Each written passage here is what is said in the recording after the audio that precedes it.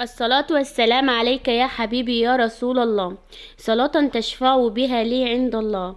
ازيكم عاملين ايه؟ يا رب تكونوا بخير. يوم جديد مع وصفة جديدة. بصوا بقى، اول حاجة كل سنة وانتم طيبين، مناسبة سنة جديدة علينا. كل سنة واخواتي المسيحيين بصحة وسعادة وهنا، حققوا كل اللي نفسهم فيه.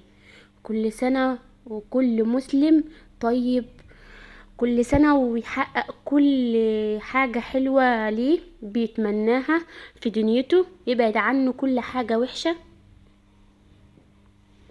عايزة اقول لكم على حاجة.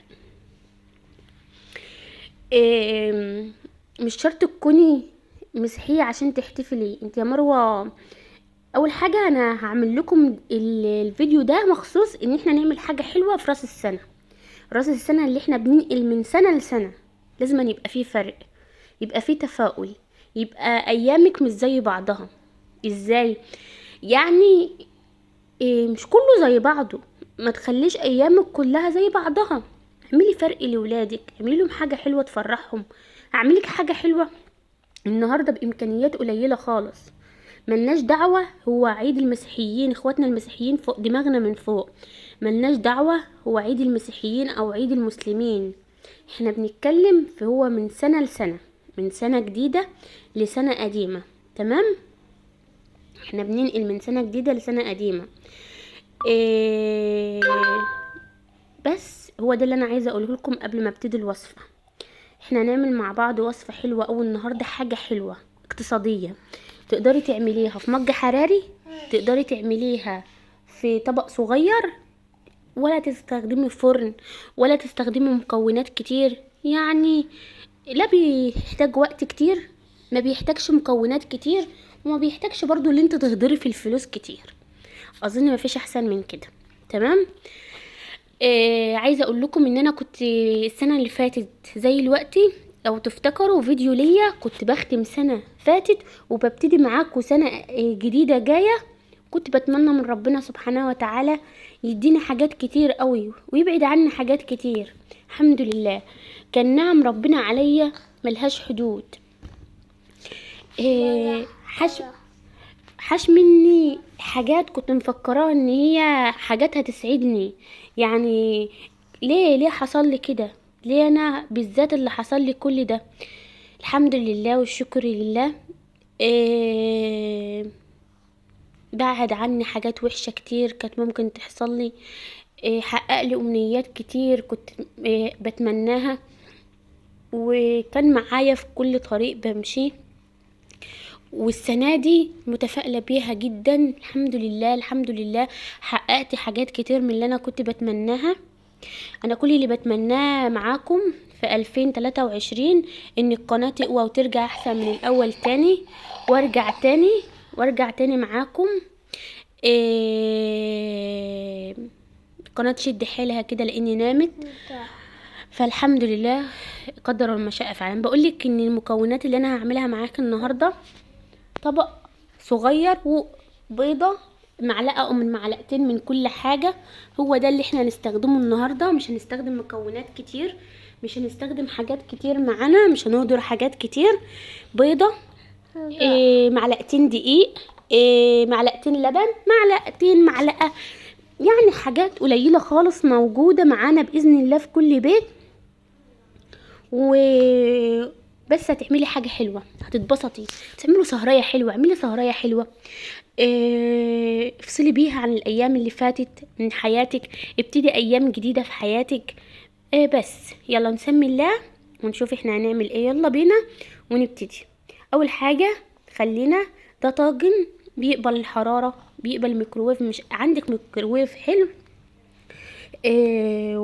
وكوبايات حرارية مجات او اطباق زي دي بورسلين عادي، وحطها في الميكروويف. حطي الخلطة دي في الميكروويف واعمليها 5 دقايق وتطلعيها 10/10. ما عندكيش هقولك تعمليها على البوتاجاز ازاي، هتبقى جميلة جدا.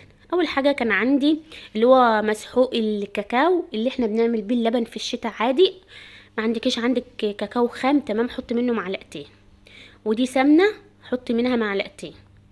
اظن واضح وضوح الشمس، مفيش احلى من كده. لبن متبستر او لبن متعلب، او لو عندك لبن طبيعي بقري جاموسي حط منه معلقتين. درجة حرارة الغرفة ساقع سخن مش هتفرق معانا كتير برضو، زي ما قلتلك مفيش احسن من كده. سكر حط منه 3/4 معلقة، بحبش السكريات يعني، بحبش الحاجة، بحب الحاجة على طبيعتها. انتي وراحتك، بتحبي سكر عالي كده حطي معلقة ونص معلقتين. تمام. ده خل ابيض عادي حطي معلقة. تمام. تمام. حطينا معلقتين سكر، معلقتين سمنة، معلقتين كاكاو، معلقة خل، مفيش احسن من كده، سهل جدا جدا. الكيكه بتاعت النهارده ديت من احلى الحاجات اللي انا عملتها، بجد من احلى الحاجات اللي انا عملتها، ما خدتش وقتي. وعايزه اقول لكم جوزي والولاد مبسوطين منها جدا، يعني انجاز كده في ثواني 5 دقايق وانا واقفه، لا فرن ولا اي حاجه، اتحطت طلعت تحفه. هنتابع مع بعض المراحل بتاعتها عامله ازاي، وهتتبسطي منها والله وهتحبيها وهتجربيها باذن الله على ضمانتي وضمن ربنا. حطيت معلقتين دقيق عاديين، لا نخلت دقيق ولا نخلت كاكاو ولا نخلت اي حاجه، وحطيت بيضه واحده.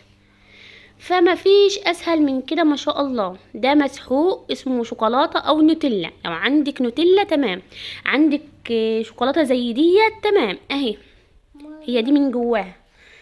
اللي هي النوتيلا العاديه اللي احنا بنعمل بها السندوتشات. عندك مكعبات شوكولاته كده ساده، حط نص مكعب مكعب في قلبها. ما عندكيش وعايزه تستغني عنها، شوفي الدقيق طرطش على البتاع، على العبايه، خير الحمد لله.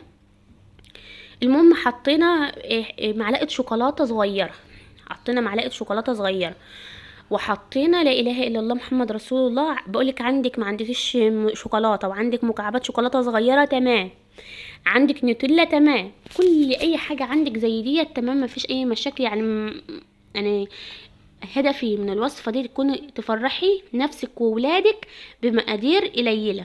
تمام. انا بوريكي بقلبها لك وبوريكي عامله ازاي اهي، ما شاء الله ولا حول ولا قوه الا بالله. اقلبها بقى عادي، قوامها 10/10 جميل جدا، تحفه جدا، مفيش اسهل من كده. لا اله الا الله. النشا هحط منها نص معلقه، يعني انا هجيب نشا دلوقتي واحط منها نص معلقه. تمام.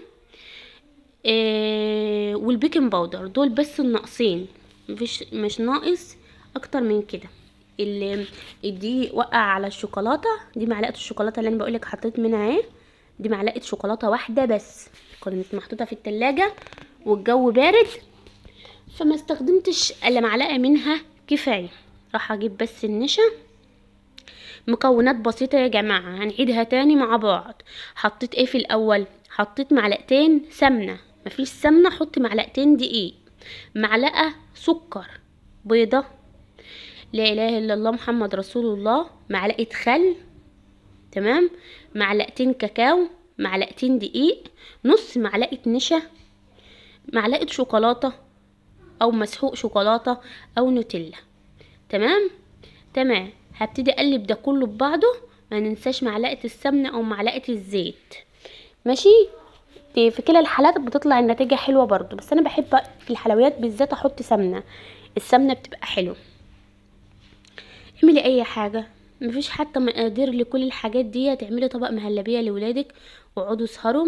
انا كنت بوريكي ان ده بيكنج باودر او محسن كيك، الاتنين في كلا الحالات الاتنين ينفعوا. انا كنت بنزل الكاميرا شويه وقلت امسكها انا من ايدي احسن، عشان ايدي كانت فيها دقيق. ده البيكنج باودر اهو، حطيت منه نص معلقه بس، نص معلقه كبيره كفايه للوصفه دي. تمام. واساسا انا حاطه نشا وحاطه معلقه خل، يعني نص معلقه النشا ونص معلقه بيكنج باودر، نص معلقه خل، جميله جدا، او معلقه خل جميله جدا. يبقى انت كده حطيتي محسن كيك مظبوط. شايفه قوامها عامل ازاي؟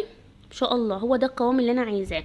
هبتدي اللي انا اقلبها بقى كويس جدا في الطاجن. هو مفيش طاجن زي ده حط في كوبايه، مفيش كوبايه حط في المج اللي انت بتشربي فيه الشاي، فمفيش اسهل من كده. اقسمي المكونات دي بالنص. لو على مج الشاي اقسمي المكونات دي بالنص على قد الطاجن، عايريها كده في دماغك واعمليها. يعني بدل معلقتين دقيق معلقه، معلقتين سمنه معلقه، ربع معلقه خل كده. يعني المكونات كلها تقسميها. مسحت الطروف بتاعتها وشفتوا الفرقاع اللي فيها دي، معنى كده ان الكيكه مظبوطه.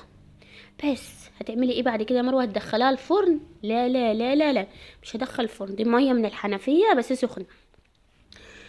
مفيش ميه سخنه سخن بعافيه يعني. اعملي اغلي شويه ميه على على البوتاجاز عاديين خالص. بقولك ليا ميه عاديه ايدي بتستحملها بسيط. تمام تمام. في طاسه اكون حاطه الطاسه دي جايه الربع، جايه الربع جايه ربعه، يعني ربع المج او ربع الطاجن اللي انا حطاه، واحط غطا بس كده. الميه دي هتغلي، هتبتدي الكيكه او المولتون كيك يغلي ويطلع ويقب ويطلع. ومش محتاجه انا حاجه اكتر من كده. ابتدي بس اوسطنها على نار عاليه زي ما هي وبس. على كده هنتابع بقى وانتي واقفه. عندك شويه مواعين اغسليهم وراقبيها وانتي واقفه. دي تقريبا هي خلصت، شايفه العلو بتاعها ده خلصت، بس هي لسه ايه سكه كده من تحت، عرقانه من تحت شويه. هسيبها تمام، هغطي عليها تاني واسيبها مع نفسها. انا بوريكي بس المراحل بتاعتها على البوتاجاز، على البوتاجاز مش في الفرن مش في الميكروويف، والله على البوتاجاز مفيش احلى من كده. معلقه شوكولاته بقى صغيره عليها موزه متقطعه وهرسهم بالشوكه، احطهم في طبق لوحدهم. هو ده هيبقى الجناش بتاعها او اللي احطه على وشها.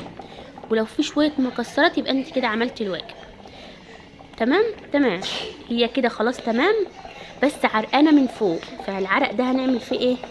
لازم ناخدها ناشفه من فوق ومن تحت، بسيطه خالص. شيل الغطا عليها 5 دقايق وسيبها تغلي على البوتاجاز. يعني كل اللي هتعمليه هتشيل الغطا وهسيبها تكمل السوي بتاعها على البوتاجاز. عملت لها ده اسمه حمام ميه. حمام الميه ده استوت وبقت حلوه، مفيش احلى من كده ولا طعم من كده. خدت النتيجه اللي انا عايزاها في اقل وقت، في اقل مجهود، في اقل تكلفه. بس ده شكلها بعد ما طلعت. والله ما هي محتاجه اي حاجه يا بنات. شوفي المعلقه غرست فيها المعلقه عامله ازاي، مش محتاجه حاجه. تحفه ما شاء الله، ولا حول ولا قوه الا بالله. يعني مفيش بعد كده ما شاء الله. ده الجناش بتاعها اللي انا محضراه موزه على معلقه شوكولاته وقلبتهم بس، وابتدي احطهم عليه. طبعا قبل ما تحطي الجناش ده تستنى اما تبرد خالص. تمام. استنى اما تبرد ازاي؟ انا عايزاها تبرد في ثواني، جهزت لها حمام ميه تاني ساقع. تمام تمام. هسيبها مع نفسها كده قيمه 10 دقايق، طلع البخار والسخونيه اللي فيها من جوه ومن بره، وانت عندك وقت وما انتش مستعجله، سيبها تبرد براحتها على الرخامه. وبعد كده تحطي الجناش وتدخليها التلاجة، تاكلي بقى احلى مولتون كيك. اشتغل من جوه شوكولاته ومن بره جناش، مفيش احسن من كده ما شاء الله، ولا حول ولا قوه الا بالله العلي العظيم. ربنا يحسن ما بين ايديكم يا رب. ما شاء الله ما شاء الله ما شاء الله، مفيش احسن من كده ولا طعم من كده. وصفه بتتكلم عن نفسها اهي. بعد ما خلصت من بره ومن جوه، شوفي من جوه عامله ازاي، تحفه، هشه وطريه وعامله زي المولتو، حاجه كده تحفه. دي لو بتتباع في اي كافيه ولا اي مطعم بالشيء الفلاني. لايك بقى، الفيديو بتاع النهارده يستاهل. كل سنه وانتم طيبين، والسلام عليكم ورحمه الله وبركاته. مع الف سلامه.